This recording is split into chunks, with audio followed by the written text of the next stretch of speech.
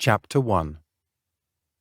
"Here's another weird piece of shit for you, Inspector," the man in the dark suit announced scornfully, throwing the stapled 4-page document across the desk of the seated man, nearly spilling his hot coffee in its plastic cup. Detective Inspector Albert Mayer looked up at his superior, Detective Chief Inspector Richard Bellings of New Scotland Yard, with a sneer. Bellings always referred to him as Inspector, and not by name, preferring to maintain an impersonal relationship, and a constant reminder to his subordinate of his authority. Christ, Albert pondered. The DCI even had a poster of Robert the Bruce in his secluded office at the end of the building, remarking often of his direct ancestral link to the Scottish king. But rather, everyone knew he spent most of his time there viewing pay-site Asian porn and dating websites, keeping his underpaid secretary busy ferrying him disposable handkerchiefs. "Let me guess," Detective Mayer sighed. "Some kid lost his favourite hamster at a neighbour's party." "Don't be obtuse," Bellings snarled. "Read the file. The man was allegedly mugged and is currently under observation until 6 p.m. tonight in St. Thomas's Hospital. MI5 have cleared him of any link to Al-Qaeda, but his identity papers are proving much confusion. His apartment has also been burgled." "Hasn't had much luck, has he?" Mayer laughed, flicking through the report. "Says here the only witness to the assault was a wino. Great, that should clear things up." Albert shook his head and then stopped. "Wait a second. Is this for real? Witness declares the victim punched his assailant in the chest, sending him a distance of over 100 meters. Mayer stuttered in astonishment. An Olympic weightlifter isn't that strong." "Like I said, a case right up your street," Bellings smiled. "Washington is sending a CIA agent over to investigate. Apparently the man might have worked for them in the past.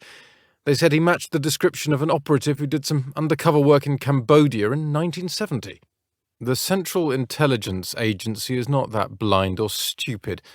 My 3-year-old nephew could tell this man by his picture is barely 35 years old." "Just check it out," his superior snarled. "Last thing I need is the Prime Minister on the phone screaming at my ear because the director of the CIA is being denied access to one of their agents." Bellings sighed. "I need confirmation of his identity." Albert turned to the adjacent desk where sat his partner, Detective Sean Nielsen, smiling into his coffee, knowing all too well of his friend's hatred of their superior. "Oh no," Sean laughed. "You're on your own with this one. I'm off in 5 minutes to an early lunch and then home. My wife promises something special for our anniversary, and she said not to be late." "For fuck's sake, Sean," Albert said, gritting his teeth. "Everyone knows your wife hates your guts. You know there's not a chance of getting laid tonight. Special probably means your bags are packed and she's now dating your balder but more successful brother." "She just likes to play hard to get," Detective Nielsen smiled. "Besides, I know your fondness for crap cases. Have fun interviewing the wino," Sean said, rising for his seat, and made for the elevator. "Thanks," Albert shouted, collecting his coat from the back of the chair.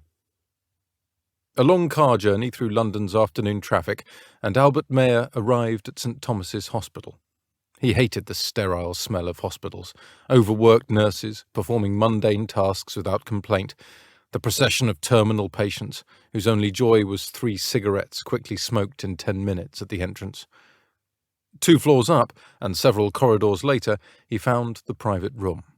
The patient was sitting up reading The Sun, a tabloid newspaper of vacuous celebrities and airbrushed topless models. A bit lowbrow for someone who once worked for the secret intelligence community, Albert pondered. The man appeared, as in his file, to be in his mid-30s, curly jet-black hair, barely touching the shoulders, and having the skin complexion consistent with someone of Middle Eastern origin. The patient was handsome, ensuring better service with the young nurses who catered to his every whim. The report said his name was Sam Phillips, an information technology consultant for a large computer firm in central London, responsible for the maintenance and upgrading of servers for banks and government departments. The Secrecy Act prohibited all further investigation into his employment history and working operations. A perfect cover for someone who wanted to remain anonymous. The patient looked over the top of the newspaper at his visitor. An aging detective in a £200 dark suit and badly matching tie stood before him. The policeman, to his eyes, appeared to be in his early 50s, balding grey hair and neatly trimmed white beard. The air of 20-year apathy was all about him. A detective downtrodden by perpetual bureaucracy and arrogant superiors with their vision solely fixed on being chief constable by their 50th birthday. "Take a seat, Inspector," Sam Phillips announced. "How did you know I was an inspector?" inquired Mayer, placing his tired body on the uncomfortable plastic chair. The patient smiled. "I surmised New Scotland Yard discovered my background in the Central Intelligence Agency. Besides, I already gave my victim's statement to 2 uniformed constables. It was only a matter of time before they sent someone higher up the food chain to interview me." "You're proving to be quite the quandary at the office, Mr. Phillips," Albert declared. "We can find no social security number for you, no education history, and no place of employment before your current one. You are a ghost." Sam laughed. "I have been called many things, but never a spectre.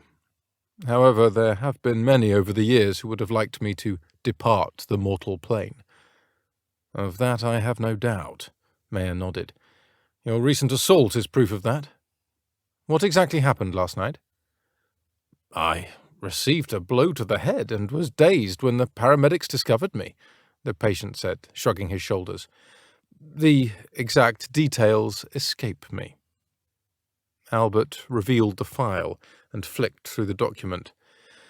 "Witness declares the man, that being you, Mr. Phillips, entered the alley just before midnight. He knows the approximate time because he had just purchased a bottle of whiskey from the nearby off-license just before closing time." "A reliable witness is always good, Detective," the patient said, and burst into laughter. Mayer continued without responding.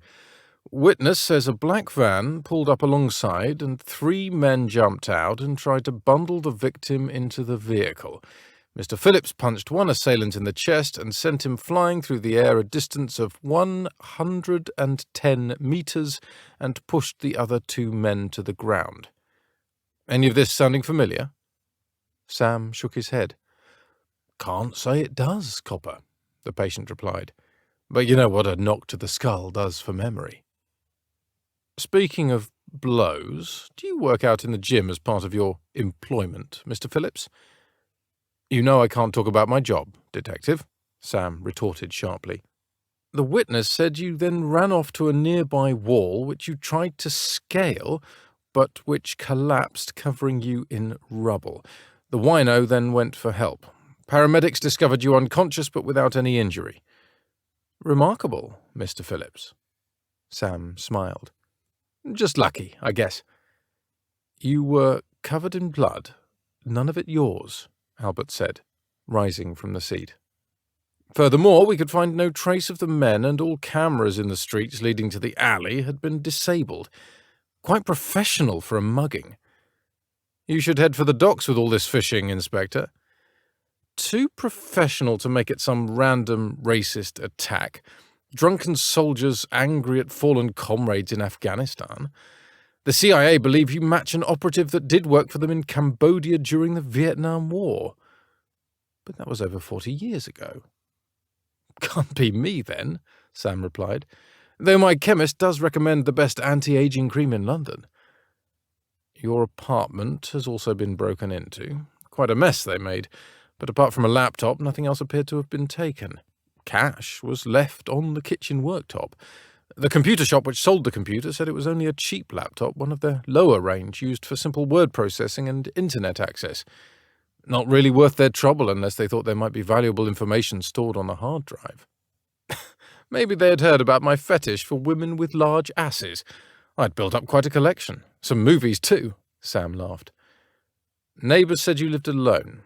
No girlfriend, and even no friends ever called," Mayer stated. "Any family we can contact for you, Mr. Phillips?" "My parents and my brothers are long gone, Detective." "That's an interesting tattoo you have," Albert declared, pointing to Sam's chest, where a large marking could just be made out from the top of the opened pyjama shirt.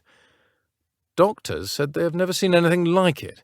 Appears to extend deep below the skin, even to the rib cage itself. They said it looks like some form of writing, but not a language they recognize. It's Sumerian, the ancient words of Mesopotamia, the northern mountain region to be exact, Sam replied sharply. It means firstborn. It was a gift, among other things from the father of my father, as a recognition of me being the first child born into the family. Your grandfather had incredible skill. He must have been popular. I bet he always had some wise words for every passing traveller, Mayer grinned. Sam sighed. Indeed, but he stopped talking when people no longer listened. However, he was not my grandfather. It's complicated. Everything about you is complex, Mr. Phillips, Albert said. The only reference we can find to a Sam Phillips is a baby who died stillborn and is in the cemetery, Inspector Mayer declared. Where is Mesopotamia, anyway? Iraq, Sam replied flatly. At least that might go some way to explaining the confusion over your identity. Your papers were probably lost in the war. I believe the Interior Ministry suffered damage, Mayer stated. That was probably it, Sam smiled. You are some bullshitter, Mr. Phillips, Albert snarled. However, I can neither arrest nor detain you, and any further questioning appears pointless.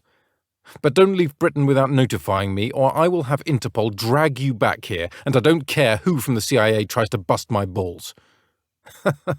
Goodbye, Inspector, Sam laughed and watched D.I. Mayer leave before calling the nurse to bring his clothes and prepare the discharge papers.